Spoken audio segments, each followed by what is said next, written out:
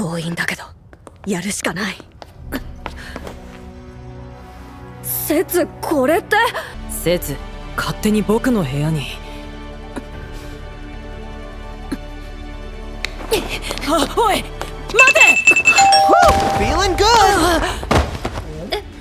ごめん。 What's good, anime enthusiasts? Welcome to the end of Gnosia.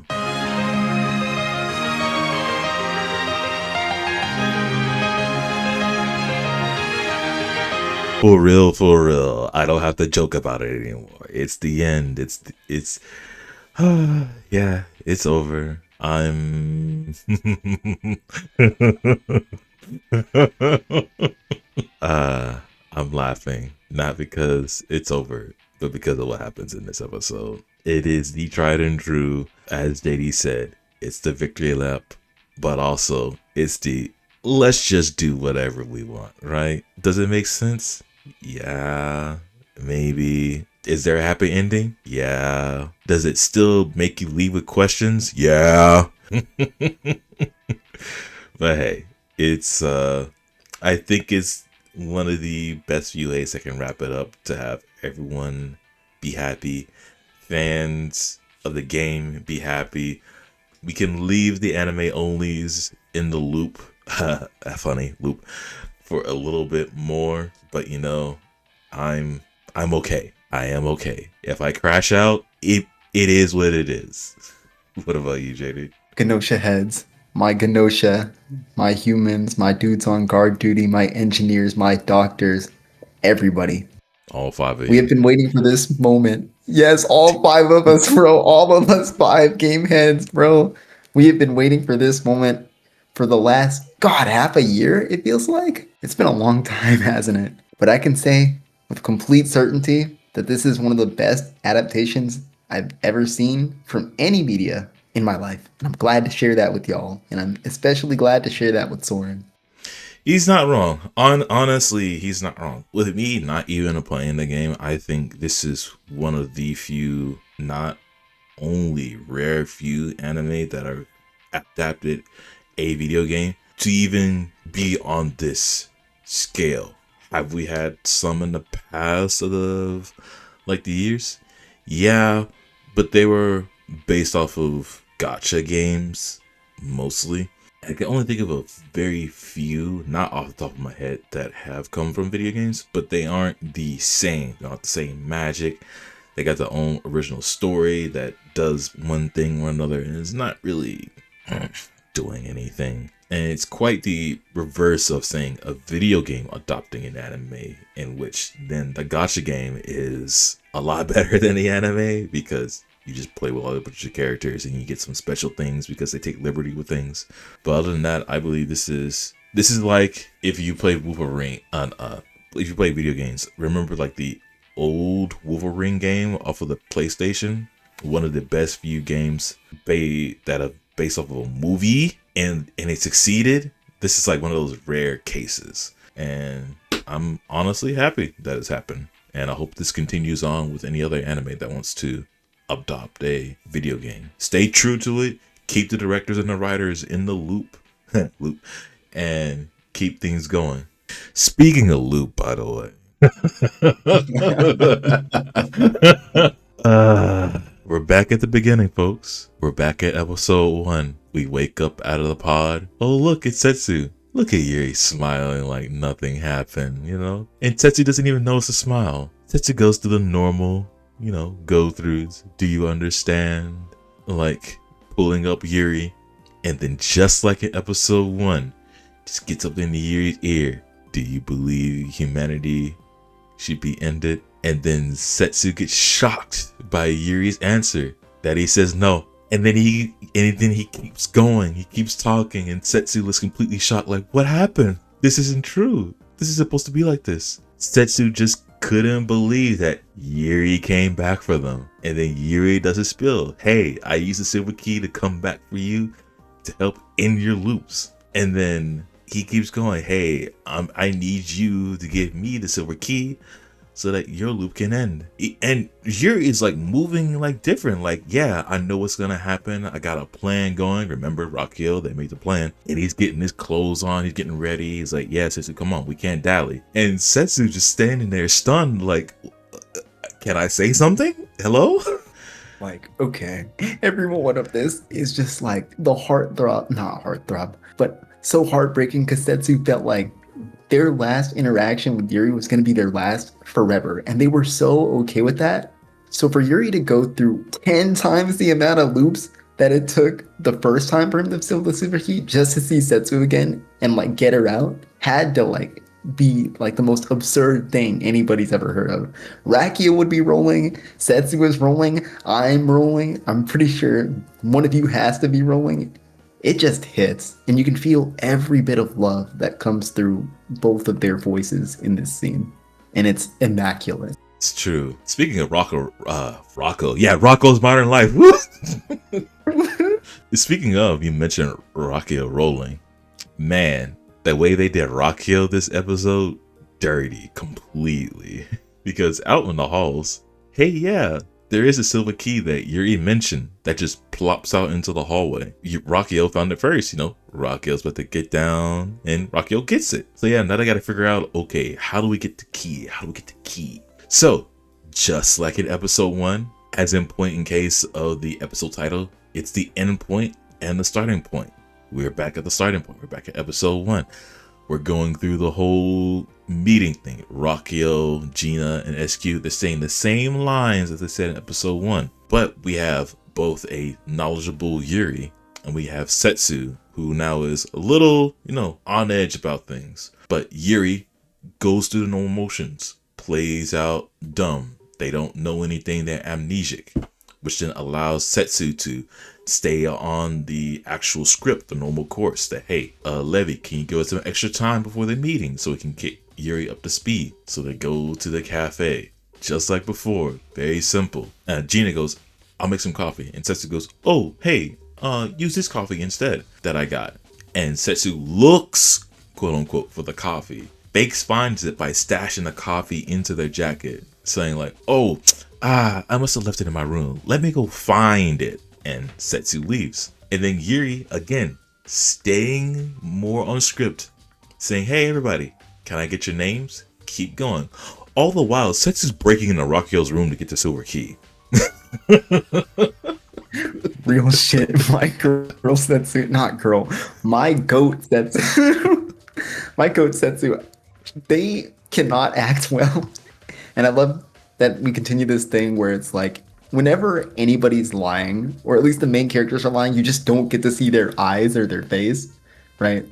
But they are in a rush. They go straight to Rakio's room. And this was the type of timing I thought Yuri was going to be on when he first saw the silver key in Rakio's room. So this is just chaos incarnate. It's so much fun. No, I'm not going to lie. I thought when Yuri came here that Yuri had to go to Rakio's room to get the silver key, and not the silver key just like plopping out somewhere randomly on the ship. But honestly, I find it funnier to get Setsu to commit theft to get the key. But Setsu does get the key, comes back into the cafeteria saying, oh yeah, I found the coffee. That's what the bit's been in my jacket this whole entire time. But unfortunately, they don't get to have coffee because it's time for the meeting. And Yuri is like, okay, I need to get Setsu to give me the key, silver key, before the meeting. But Rockio, my true goat, goes like, hold on, Yuri, you're acting kind of suspicious. I'm gonna stick close to you. I'm gonna keep my eye on you. And then I swear to God, it's comical. Yuri pulls off a drastic move because he needs to be alone with Setsu. So he yanks the silver key out of Setsu's jacket and be like, oh, Setsu, what are you doing with the silver key?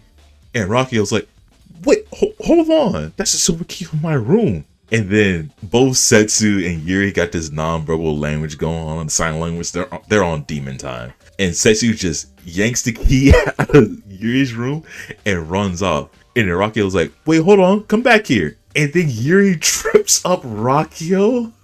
And then Yuri runs after Setsu. while Gina and SQ are just dumbfounded, and Rocky goes like, "Stop them! What is going on, bro?"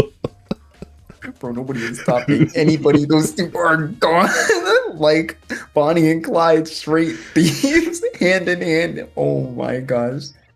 It's such a great sequence, man. Bro, ain't no. It's okay. I have to admit, it is cute and cool that they are acting like the dynamic duo. They're acting like the power couple. They are both on the same time and the same mind. They know what they need to do no matter what happens.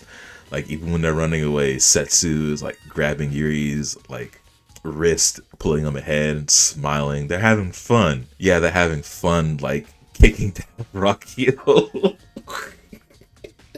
So both of them run into the observation room. Both of them give themselves a moment to catch their breath. They're laughing. They're like, "Oh man, I can't believe we did that." But once they're finally done, Yuri is back to what he was at the beginning of the episode.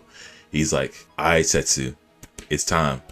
Give me the key." And Setsu is very hesitant, like cradling the key like close to their chest. And then, rightfully so, Setsu questions like, "What's gonna happen to you, Yuri? Like, aren't you just gonna start looping again and you won't escape from that one?"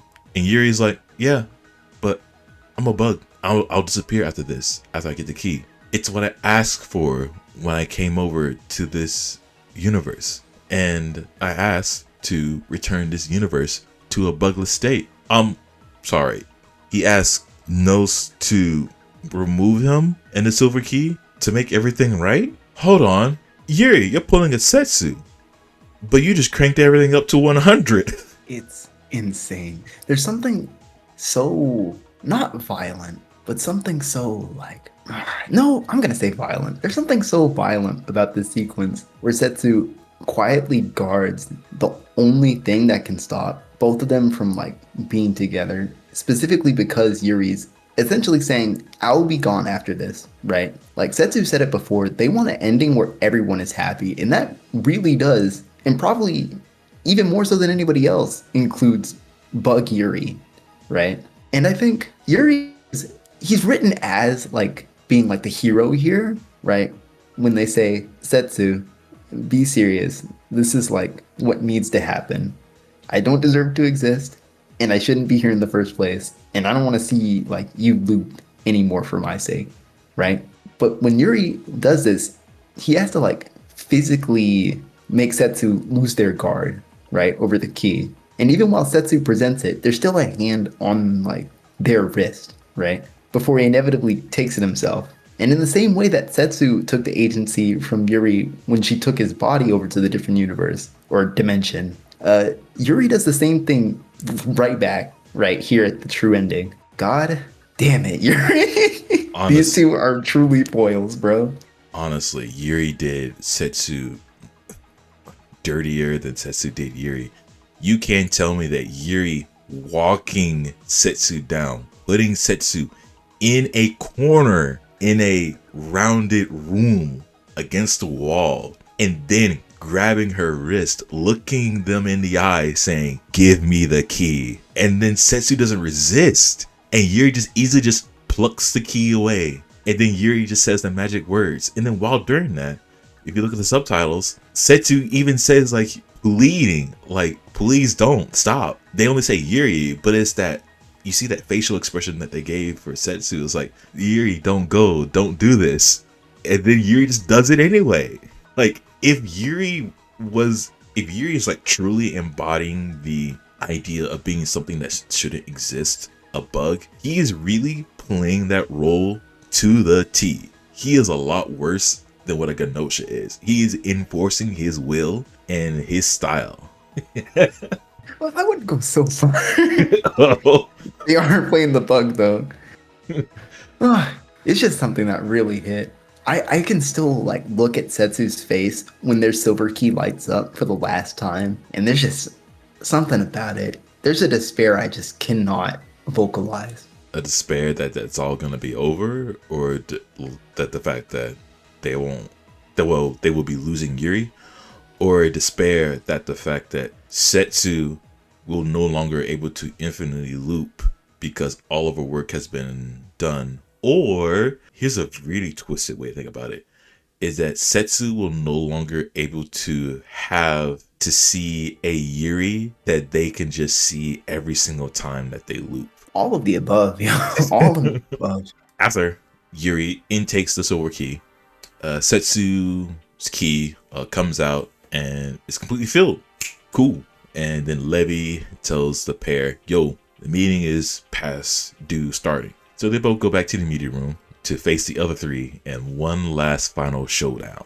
Rakio immediately coming out saying, hey, yo, we need to put both of them in cold sleep for stealing. And I agree. Like, I'm in Rakio's shoes. Like, if I see these two fools acting like this, stealing something that I found that is rightfully mine in the hallway, finders keepers, yeah, put them in the cold sleep. But then the other two are like, Rakio, just be quiet. You're acting like a child. No, that's crazy work. I could never be in Rakio's shoes there. What do you mean, no? We, as in we, the group, decided to put them in the cold sleep. What do you mean we're not doing that? Bro, I'm not kidding.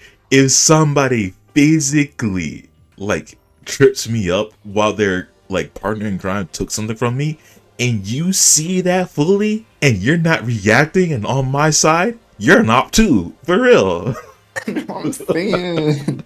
With that, Setsu begins and saying, yo, I'm going to end this meeting without sacrificing anyone. Everybody, not including Yuri, but including me, going like, Setsu, what are you talking about? What are you doing? So we get a flashback to where Yuri and Setsu are discussing Kukushka. Oh god, no. But yes, tell me, what is this thing? Setsu realizes something, and then they tell Yuri, hey, Yuri, leave everything to me. I relied on you way too much. It's my time to take the wheel. So Setsu points at SQ going, hey, SQ, you're Gnosia. Of course, SQ goes, what you talking about? How am I Gnosia? Setsu, pulling off their best Yuri, confidently claims that SQ's Gnosia. And then they know. Why? They pull out their filled silver key and they go full Ace Attorney cross-examination pursuit, explaining the whole looping shenanigans, breaks down that SQ is Manon and the real SQ refers to them only as cute little SQ. The Manon SQ doesn't. And through that whole entire thing, it kind of settles, and then Manon reveals herself, steps up onto the meeting table. Hold on now, calm down. We ain't better throw hands, are we? But Manon says, yo, that doesn't mean I'm Gnosia. And then Setsu says otherwise and breaks it down even further. Hey Manon, you only appear when SQ is infected by the Gnosia. You wanna know why I found out? Because I found out by going through the loop so many times. Is that if you are in Kukushka, the doll, then you never exist in the normal SQ. And the normal SQ only calls themselves cute little SQ. And this whole entire time, it sounds convincing, really convincing. But I gotta wonder in my mind, isn't that BS? No, this is actually a two-part gambit, right? The part where Setsu gets SQ to admit that she's Manon is a setup for, like, SQ to accept that and then refuse being Gnosia, and then for Setsu to immediately counter by saying, Manon is only ever Gnosia, so you're Gnosia, right? And since she accepted that she is Manon, she can't not accept that she's not Gnosia, right? It's actually just bait. If SQ just didn't say anything, they would have been fine, but they did, so they fucked up, and now they gotta get executed, you know? Yeah, and unfortunately, at first, I thought it was BS, but we have to think, since Rakio is there and Rakio is more knowledgeable on the silver key than anybody else, the fact that they see a filled silver key means that they can claim that Setsu literally knows everything, so everything that Setsu says is completely fact and true. Dang it, man. Why SQ and then by proxy Manon gotta be like dumpstered on like this, man? Why my favorite characters gotta be dumpstered on so heavily? Come on. What did I do wrong? I didn't pick the wrong favorite character, the best characters. Bro, I think you forgot, bro. This is Setsu's anime. SQ is just living in it. You know what I mean? I think Setsu just had a change in opinion once Yuri like walked them down in that room. They're like, hold on, I gotta prove to Yuri that I'm better than him. I think it's a competition. Setsu said, "I can be tough too." Jesus. But with that, voting happens, and of course, with that whole entire spiel, SQ/Manon gets voted out 4 to Setsu's 1. However, we don't immediately go to the cold sleep bin. Remember, Setsu said, "I'm going to end this without sacrificing anybody." So Setsu tells Levi to, "Hey, yo, open up container 1375 in storage." And Levi goes, "No, I can't do that because the ship captain has it locked down on storage." And then Setsu does a counter saying like, "Hey, I'm with the military. Even though I don't have a permit or I don't have any authorization, like physically, I still have the right to perform a search of the cargo." "Sure, Setsu, sure, you go ahead with that. There's probably no protocol, whatever." And then Setsu calls Levi Stella. And then now Levi Stella is convinced to let the group in. So the group goes in the storage. They open the box containing the Kukushka doll. Now,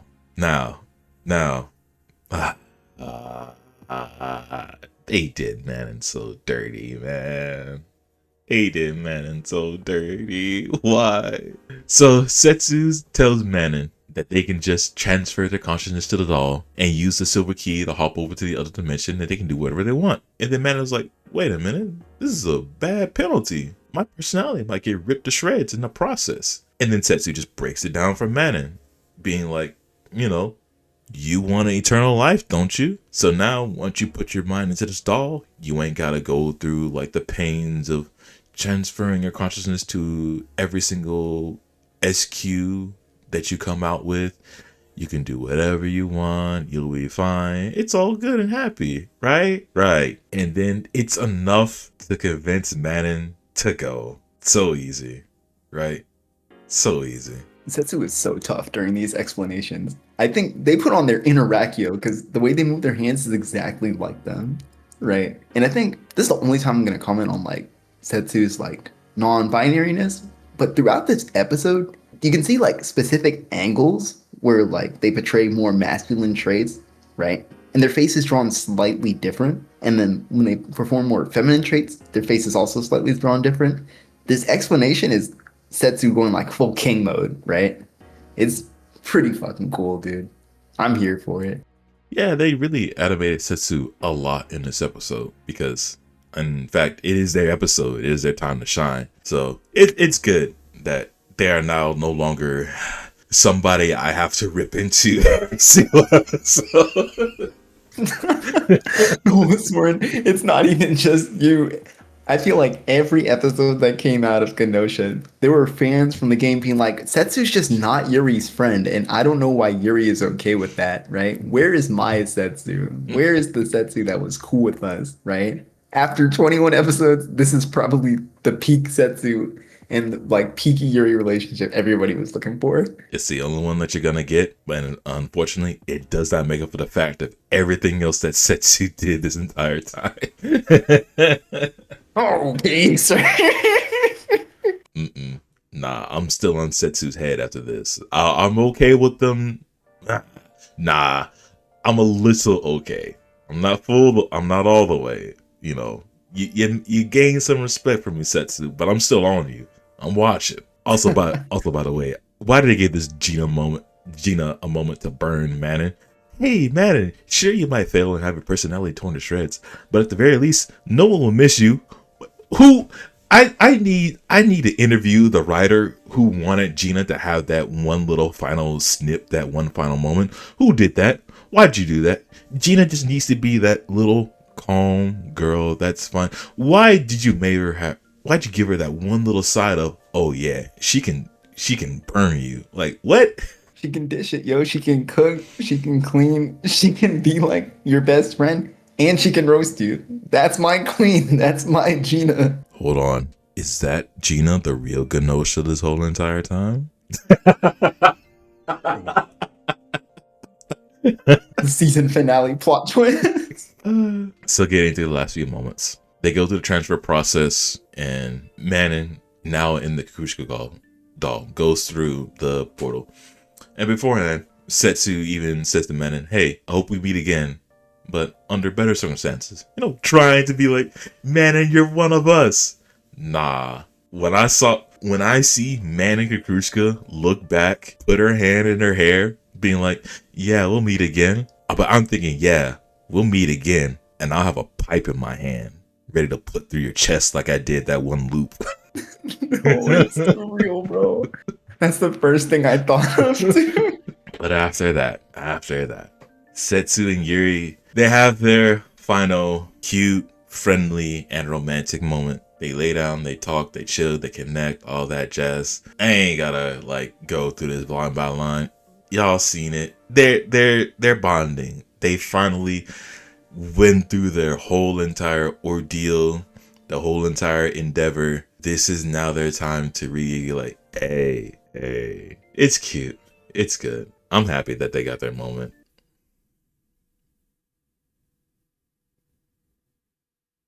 Oh, dang. You don't want to say anything? Okay, then. All right. JD didn't like it. So after the first credits. I think the ending sequence speaks entirely for itself. Just bliss, I feel like. Bliss and honesty, bro. It's beautiful. I can't say anything else. It's impossible. No, I get you. So one thing I do want to highlight is after the first few credits, after they warp, we get the same picture as we saw in the, I believe it's episode 19, to where all of the characters like slowly show up with Yuri. Now the picture is all of the characters there, including Setsu, but Yuri isn't there. Because remember, Yuri's gone. He got the silver key, and he's probably gone after the warp, because after that, it shows the final scene of Yuri. Two final scenes. One where Yuri wakes up, and then we get a very extreme close-up shot of Yuri's mouth as he smiles, and that's it. It's over. We don't know anything else after that. Hey, JD. Yes. I have one question for you. Hit me. What is a Gnosia? Guys. What is a Gnosia? Bro. We got... let me not crash out. We're good. It's over. Hey, got it. We're okay. We're okay. I'm fine. Okay.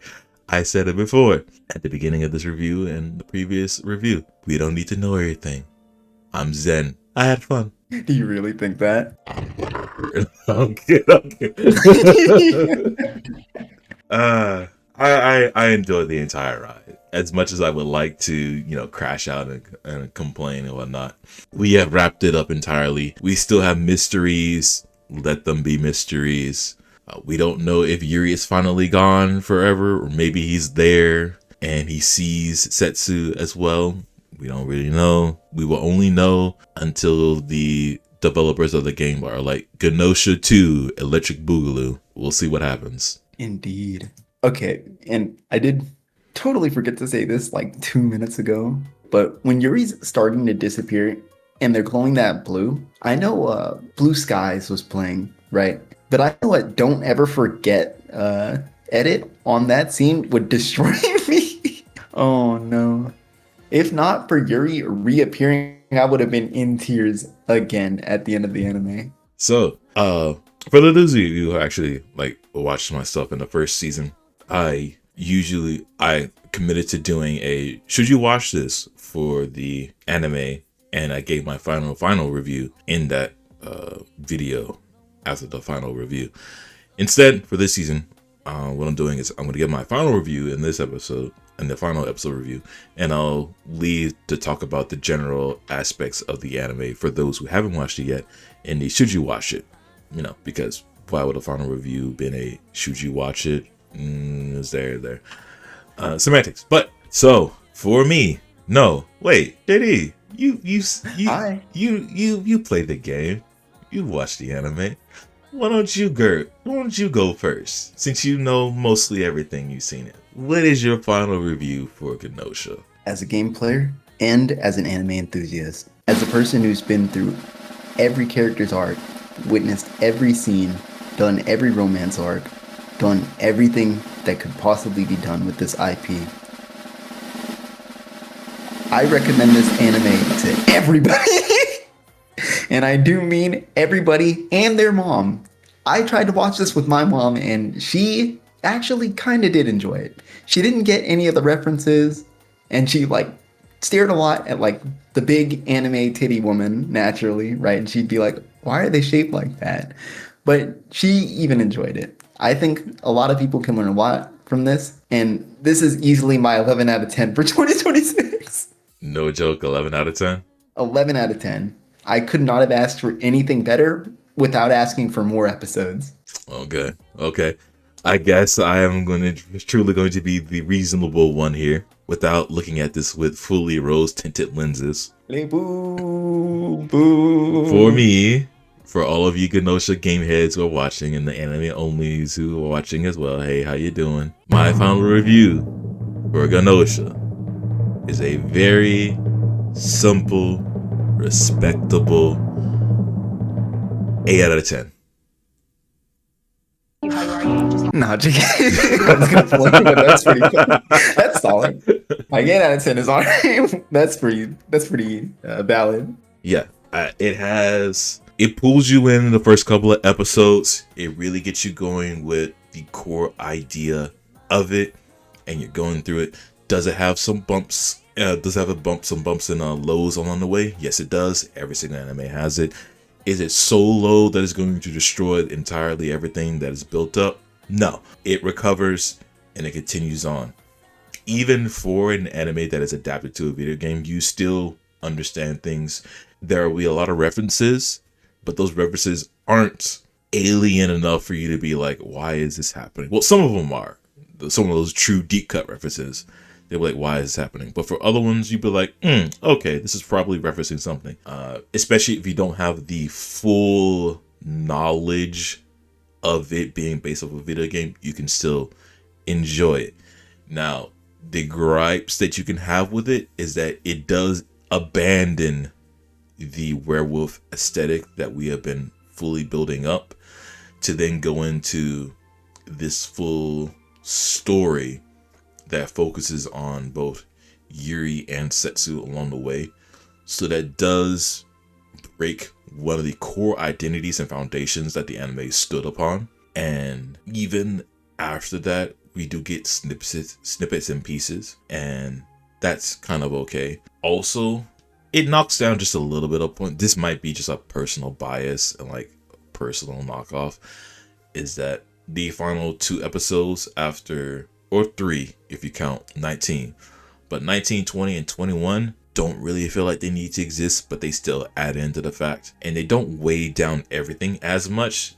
Like I said before, it's just them giving you the box, giving you the present, the gift, then they open it up, stuff more in, stuff in, try to repackage it and re-present it to you in a different aspect.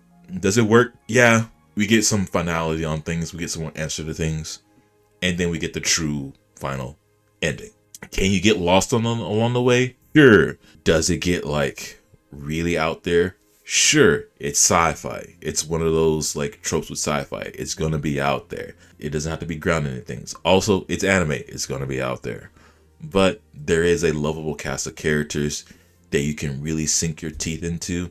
All of them have their own different personalities and quirks. Are some more well developed than others? Yes. Do we focus on those more? Yes. Do we have characters that seem one note? Sure. But they exist in the whole grand scheme of things. We aren't trying to fully focus in on every single character. We have our core few that are integral to the story, that are also integral to this other subplot with Manon that we need to focus on, and we put them in the forefront, while we have the other ones be background characters, comic relief, or that have their own little moments to shine and help the main cast. Other than that, really awesome 8 out of 10. Can't say anything else about it. Bro, that was smooth. What happened to me there? He's been locking in on this YouTube stuff. He's got that amazing transition going on. Bro, I kind of pat myself on the back for going through all that like that. Yes, sir. Yes, sir. But with that being said, y'all, that is it. Like I said, we got one more to put out for this, for the should you watch it. And then after this, as I promised, I did get some Steam cards to put on my Steam wallet. So a playthrough of the Gnosia game itself will be coming out at some point. We'll see how that goes. I gotta fit that into my schedule. But with that also being said, let me know what y'all think about the final episode in the comments below. What are your final reviews for the episode? Tell me how demonic y'all thought Yuri was walking down Setsu. That's still gonna live rent free in my head this entire time. Also, Man and SQ stepping up to the table, looking like a boss over everybody. That's also gonna live rent free in my head. And if nothing else after that, y'all, hope all of you have a fantastic morning, night, day. Wait, hold on. That's not the. We gotta take away the points, guys. You messed up the outro. Nah, it's good.